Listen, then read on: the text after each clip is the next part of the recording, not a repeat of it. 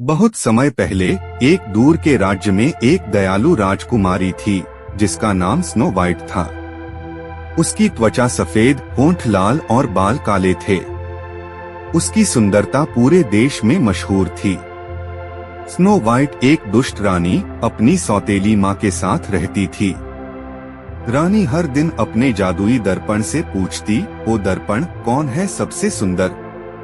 एक दिन दर्पण ने कहा, आप रानी सुंदर हैं, यह सच है, लेकिन स्नो वाइट आपसे भी सुंदर है।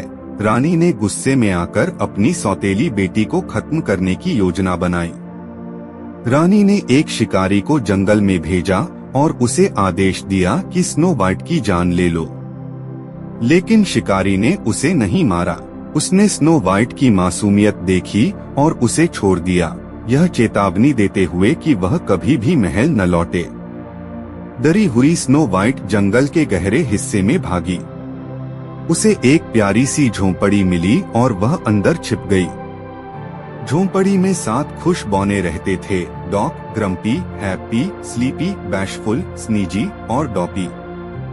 जब बौने घर लौटे तो वे स्नो वाइट को देखकर हैरान रह गए। उसने उन्हें अपनी कहानी सुनाई और उन्होंने उसे अपने घर में स्वागत किया।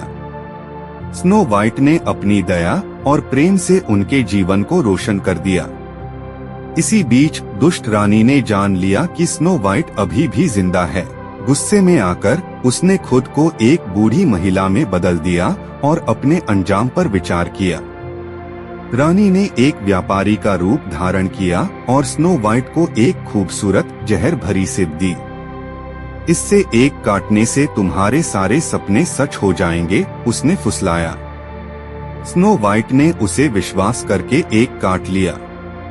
तुरंत वह जमीन पर गिर गई, बेहोश। जब बौने लौटे तो उन्होंने अपनी प्यारी दोस्त को बेहोश पाया। उन्होंने उसे एक कांच के ताबूत में रखा, जहां वह हमेशा की तरह सुंदर रही। एक दिन एक सुंदर राजकुमार जंगल में आया और ताबूत को देखा। वह स्नो वाइट की सुंदरता से मंत्रमुग्ध हो गया और उसे प्यार से चूमा। सभी के आश्चर्य के लिए चुंबन ने जादू तोड़ दिया।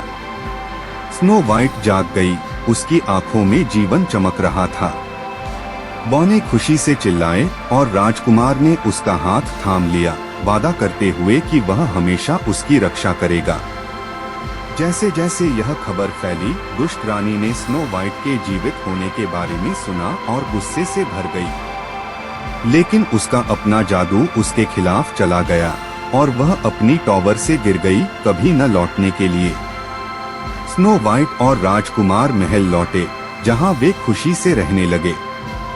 उन्होंने प्रेम और दया से राज्य का शासन किया और बौने उनके भरोसेमंद दोस्त बने।